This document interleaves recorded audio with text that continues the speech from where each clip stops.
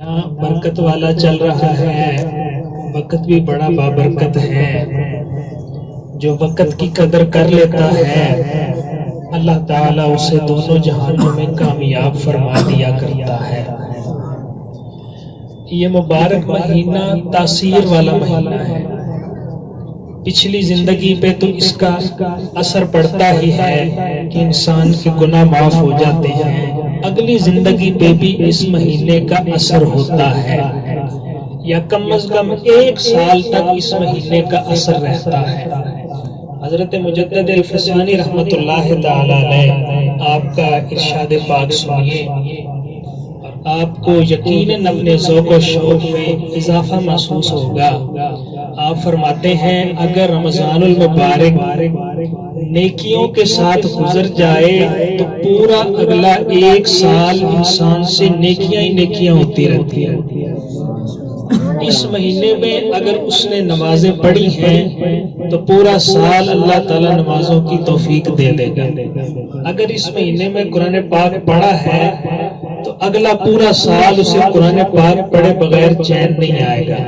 اگر اس مہینے میں صرف اس نے سچ بول لیا ہے تو اللہ تعالیٰ اگلا پورا سال جھوٹ اس کی زبان پہ بھی نہیں آنے دے گا۔ تو یہ بات آپ سمجھ رہے ہیں کہ اس مہینے کی تاثیر اگلے سال تک بھی ہے، لیکن آپ نے تصویر کا دوسرا رخ بھی دکھایا، فرمایا خدا نہ خواستہ اگر یہ مہینہ غفلت میں گزر جائے تب بھی اس کا اثر 1 سال تک رہتا ہے۔ اگر اس مہینے نمازیں چھوٹ گئیں تو اگلا پورا سال نمازیں پڑھنی مشکل ہو جائے۔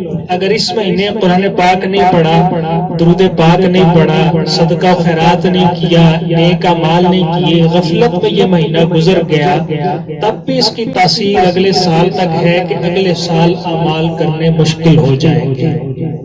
تو ہم اگر رمضان المبارک کی قدر و قیمت جان لیں کہ یہ ہمارے اگلے سال کا لائحہ عمل ہے تو انشاءاللہ اللہ تعالی ہمیں کثرت کے ساتھ نیک اعمال کرنے کی توفیق عطا فرما دے گا۔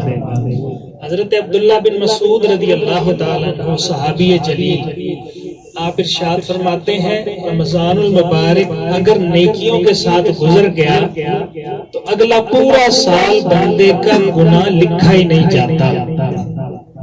صرف 1 مہینے کی بات ہے، اگر آپ نے نیک اعمال کر لیے اول تو گناہ ہوں گے ہی نہیں، اللہ کی رحمت کی زنجیریں اس طرف آپ کو جانے نہیں دیں گی، لیکن اگر شیطان کے بہکانے سے غلطی سے انسان برے رستے پر چل پڑا تو فرماتے ہیں 1 سال تک اس بندے کا گناہ نہیں لکھا جاتا۔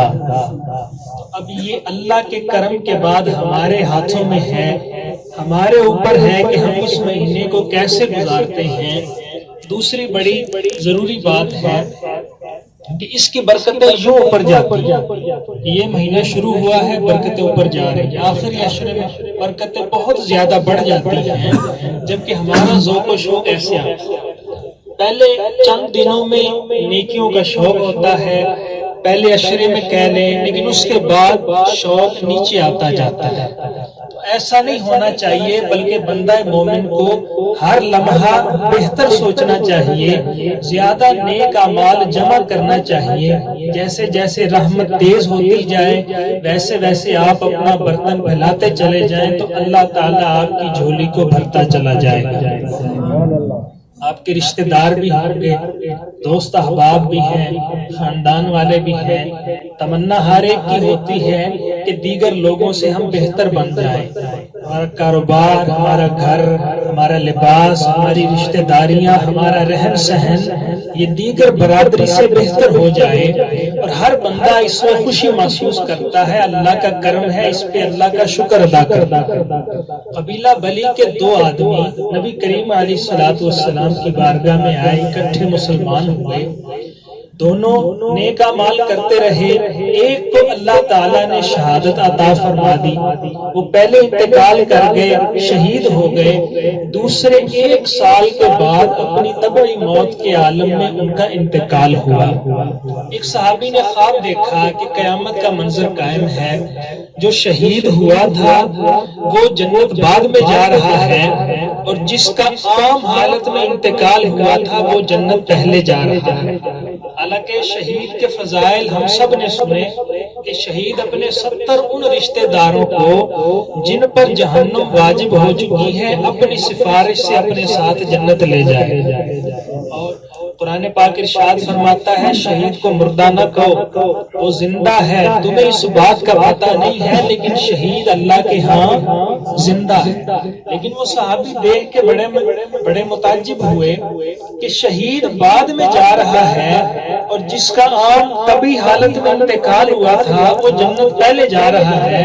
صبح سرکار کی بارگاہ میں آئے، عرض کرنے لگے یا رسول اللہ ایسے ایسے دیکھا ہے، شہید بعد میں جنت کیوں گیا؟ شہید کو پہلے جانا چاہیے تھا.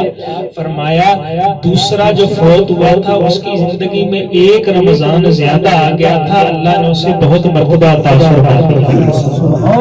سرکار نے ارشاد فرمایا سننے والی بات، فرمایا ان دونوں کے درجوں کے درمیان اتنا فرق ہے جتنا زمین سے لے کر آسمان تک فرق ہے. ایک ایک رمضان یہ آپ کے خاندان سے آپ کو ممتاز کر رہا ہے، آپ کی برادری سے، آپ کی محلے سے. اگر آپ نیک اعمال کریں گے تو یہ دیگر لوگوں سے آپ کو بہت اوپر لے جائے گا. جنت اللہ کے کرم سے مصطفیٰ کریم علیہ الصلوۃ والسلام کی شفاعت سے سارے چلے جائیں گے، لیکن جنہوں نے رمضان کی قدر کی ہوگی ان کو ایسے دیکھا جائے گا جیسے آسمان پہ کوئی تارا دیکھا جاتا ہے. ابھی رمضان المبارک نصف بھی نہیں گزرا، کافی باقی ہے. اللہ کی بارگاہ میں دعا کرنی چاہیے کہ اللہ تعالی ہمیں اس مبارک مہینے کی قدر کی توفیق عطا فرمائے. تیسری بات کہ ہم سمجھتے ہیں کہ رمضان کا تعلق صرف دن کے ساتھ ہے، سحری سے افطاری تک روزہ رکھ لیا یہی رمضان ہے. حالانکہ جیسے رمضان کا دن برکت والا ایسے ہی رمضان کی رات بھی بڑی برکت والی ہے. حضرت فاروق اعظم رضی اللہ تعالیٰ عنہ رمضان شریف کا مہینہ آتا تو آپ کہتے رمضان سارا برکت والا، اس کا دن بھی برکت والا، اس کی راتیں بھی برکت والی ہے. تو تیسری بات جو آپ کے سامنے ذکر کرنا مقصود تھی کہ دن کی اہمیت تو ہمارے ذہنوں میں ہے، لیکن کہیں راتیں ہماری ضائع نہ چلی جائیں. سرکار علیہ الصلوۃ والسلام نے ارشاد فرمایا جس نے حالت ایمان میں حصول ثواب کے لیے رمضان کی راتوں کو قیام کیا، عبادت کی، تہجد ادا کی، راتوں کو زندہ کیا، اللہ اس کی پچھلی زندگی کے سارے گناہوں کو معاف فرما دیا کرتا ہے. تو رمضان شریف کی راتوں میں تہجد ادا کرنا اپنا معمول بنائیے. زیادہ نہیں کر سکتے تو 2 نفل ہی پڑھ لیجیے. صرف 2 نفل آپ پڑھیں گے اور 4 کی توفیق اللہ تعالیٰ عطا فرمائے. جب آپ 4 پڑھیں گے اللہ کو 4 تو رونے نہیں دے گا، اللہ تعالیٰ 8 کی توفیق عطا فرمائے. اور زیادہ نہیں کر سکتے تو رمضان شریف کی راتوں میں صرف 3 مرتبہ سورہ اخلاص ہی پڑھ لیں. اس کا فائدہ کیا ہوگا؟ قرآن پاک کی عادت بن جائے گی، محبت پیدا ہو جائے گی. جب ہم سورہ اخلاص پڑھیں گے تو اللہ تعالیٰ آگے لمبی سورتیں پڑھنے کی توفیق بھی عطا فرماتا چلا جائے گا. چوتھی ایک بات کہ ہم سوچتے ہیں کہ زندگی کافی گزر گئی ہے، پچھلے سال غفلت میں گزرے ہیں، اب نیک بن بھی جائیں گے تو کیا ہوگا، اب نیک اعمال کر بھی لیں گے تو کیا ہوگا. ایسی سوچ بندہ مومن کی نہیں ہوتی، یہ شیطان کی طرف سے ہوتی ہے. اس کا تو ایک ایک لمحہ قیمتی ہوتا ہے. تذکرہ بزرگوں سے آپ نے سنا ہوگا ایک آدمی نے 100 قتل کیے تو اللہ تعالیٰ کی بارگاہ میں توبہ کا اس کو خیال آیا، عالم دین کے پاس گیا. مختصر کر کے آپ کو سنا رہا ہوں. انہوں نے کہا کہ فلاں بستی چلے جاؤ، وہ نیک بستی ہے. ابھی رستے میں ہی تھا کہ اس کا انتقال ہو گیا. اب جنت جہنم کے فرشتے آئے اور اسے فیصلہ ہوا، جنت والے فرشتے اس کو اپنے ساتھ لے گئے. اس میں جو ہمارے سیکھنے والی بات کیا ہے کہ جب کھڑا تھا جان نکلنے والی تھی، نکلنا شروع ہوئی تو آگے کی جانب گرا. ابھی بستی میں پہنچا نہیں، حالانکہ سوچتا یار 100 قتل میں نے کر لیا ہے، اتنے گناہ کر لیے ہیں، جان نکل رہی ہے، نیک لوگوں تک پہنچ نہیں سکوں گا، اب فائدہ کوئی نہیں. ہمت ہار جاؤ، اب فائدہ کوئی نہیں، لیکن آگے گرا، پھر جیسے چند سانسیں، چند اس کے نفس باقی تھے تو اپنی کوہنیوں کے بل گھسٹ گھسٹ کے آگے ہو رہا تھا۔ اس بندے نے اپنا اللہ کی طرف سفر نہیں چھوڑا، ترک نہیں کیا، حالانکہ اسے اپنی موت نظر آ گئی ہے، تو بندہ مومن کو بھی اپنا سفر جاری رکھنا چاہیے۔ یہ شیطان کی سوچ ہوتی ہے کہ یار اب نیکیاں کر بھی لیں گے کچھ نہیں ہوگا، بندہ خلوص کے ساتھ ایک نیکی کرتا ہے، اللہ تعالیٰ زندگی کی ساری خطائیں معاف فرما دیا کرتا ہے۔ اگر ایسی سوچ آئے، اس کے لیے شیخ عبد الخالق قصوری لاہوری رحمت اللہ تعالی علیہ، اللہ کے نیک بندے ہیں، وہ ارشاد فرماتے ہیں کہ ماضی کو چھوڑ دو کہ وہ گزر گیا، جو پچھلی زندگی گزر گئی سو گزر گئی، مستقبل کو بھی چھوڑ دو کہ وہ اللہ کو پتا ہے آنے والے دن ہمارے کیسے ہوں گے۔ ماضی چھوڑ دو، آنے والا مستقبل چھوڑ دو، ہاں جو حال ہے، جو وقت تمہارے پاس ہے، اسے نیکیوں کے ساتھ قیمتی بنا لو، اللہ ساری زندگی کو ہی بابرکت بناتا چلا جائے گا۔ تو ماضی کو بھولنے کا ہرگز مطلب یہ نہیں کہ جو قضا نمازیں ہمارے ذمہ ہیں ان کو چھوڑ دیا جائے، یا کسی کا حق دینا ہے اس کو چھوڑ دیا جائے، یہ ساری چیزیں اپنی جگہ، لیکن صرف پچھلی زندگی پر ہی کف افسوس ملتے رہنا، آگے کچھ نہ کرنا، یہ بندہ مومن کا شعار نہیں۔ مومن تو وہ ہوتا ہے کہ اللہ تعالیٰ کی جانب چل کے جاتا ہے، اللہ تعالیٰ کی رحمت اس کی جانب دوڑ کے آیا کرتی ہے۔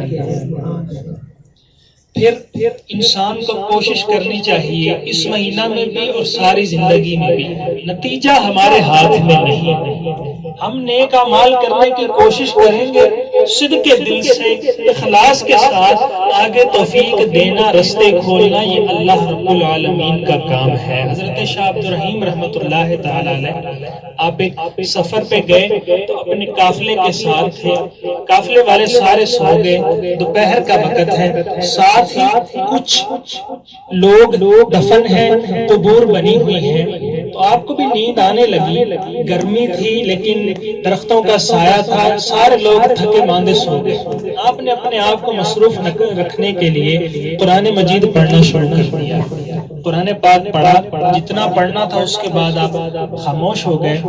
قریبی جو ایک بندہ دفن تھا اس نے قبر سے آواز دی کہ اے اللہ کے بندے، قرآن پاک سنے کئی سال ہی گزر گئے ہیں، اگر تو مزید چند لمحات قرآن پاک پڑھ دے تو مجھے بڑی برکتیں حاصل ہوں گی۔ آپ نے پھر قرآن پاک پڑھنا شروع کر دیا، پھر جتنا آپ نے پڑھنا تھا، سورتیں پڑھنی تھی، پارہ پڑھنا تھا، قرآن پاک پڑھ لیا، پھر اس کے بعد بند کر دیا۔ پھر قبر والے نے آواز دی، اللہ کے بندے، اللہ تعالیٰ تیرا بھلا کرے، قرآن پاک کے ہمیں چند نغمات سنا دے۔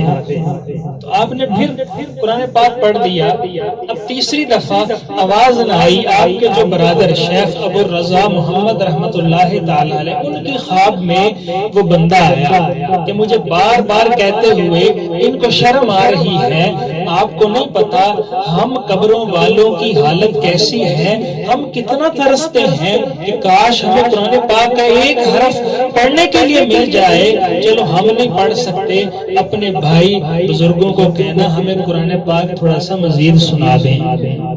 تو آپ نے لمبی تلاوت کی، تو اس کے بعد قبروں سے آواز آئی کہ جزاک اللہ، اللہ تعالیٰ آپ کا بھلا کرے۔ اب آپ نے اس قبر والے سے مکالمہ شروع کیا، پوچھنے لگے کہ تیرے ساتھ کیسا معاملہ پیش آیا، اللہ تعالیٰ نے تیرے ساتھ فیصلہ کیا کیا، تیرے ساتھ کیا بیتی۔ کہنے لگا کہ اگرچہ مجھے بہت زیادہ رحمتیں نہیں ملی، مجھ پر بہت زیادہ کرم نہیں ہوا، لیکن ایک بات ہے کہ مجھے عذاب بالکل بھی نہیں آیا، عذاب کا ایک جھونکا بھی مجھے نہیں آیا، میرے لیے اتنا ہی کافی ہے، اگرچہ مجھے بہت بلند مرتبہ نہیں ملا۔ تو آپ نے فرمایا یہ کرم تھوڑا ہے کہ تجھ پر عذاب نہیں ہوا، وجہ کیا بنی؟ کہنے لگا میں ساری زندگی کوشش کرتا رہا کہ دنیا کی مصروفیات سے وقت نکال کے اپنے رب کو راضی کروں، عبادت کروں. کچھ مصروفیات میری ایسی بن گئی تھی میں ساری زندگی عبادت نہیں کر سکا. اللہ تعالیٰ نے میری نیت کی وجہ سے ہی مجھے یہ اجر و ثواب عطا فرما دیا ہے. تو آپ کے ذہنوں میں یقیناً آتا ہوگا کہ یار مصروفیات بڑی ہیں, عبادت کا وقت نہیں ملتا, ہم کیسے مسجد میں آئیں؟ دکان بھی ہے کیا جن کے پاس دکانیں نہیں وہ سارے مسجد میں آتے ہیں؟ نہیں, دکان, کاروبار, ملازمت وغیرہ یہ اللہ کی راہ میں حائل نہیں ہوتی. ہم ہی ان کو حائل کر لیں تو یہ ضرور حائل ہو جاتی ہیں. تو رمضان المبارک کے باقی ماندہ لمحات بڑے قیمتی ہیں. ایک ایک سبحان اللہ پڑھنا, ایک ایک نیکی کرنا آپ کو اتنا بلند لے کر جا رہا ہے, نہ میں اس کا آج اندازہ لگا سکتا ہوں نہ آپ لگا سکتے ہیں اندازہ. آخری بات, آپ تقریر میں, نعت میں یا کہیں بھی ہو, آپ کو کوئی چیز پسند آ جائے تو بے اختیار کہتے ہیں سبحان اللہ. جیسے نعت ہے, تقریر ہے, کوئی چیز اچھی لگی تو ہم کہتے ہیں سبحان اللہ. ساری زندگی کہتے رہتے ہیں, بڑا اس کا اجر و ثواب ہے. آخری بات میں آپ کو سنا دیتا ہوں.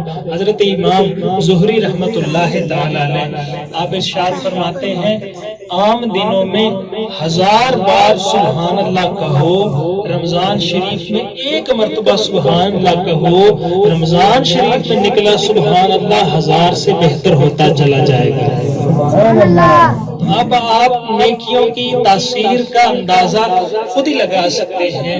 اللہ تعالیٰ جو رمضان شریف کے باقی دن ہیں ان کی قدر و قیمت کی توفیق عطا فرمائے, محفل پاک کو اپنی پاک بارگاہ میں قبول فرمائے, ہم سب کی حاجات کو پورا فرمائے. جو جو دعائیں ہم دلوں میں رکھتے ہیں, زبانوں میں رکھتے ہیں, اللہ تعالیٰ سب دعاؤں کو افطار کے وقت کی برکت سے قبول فرمائے. وآخر دعوانا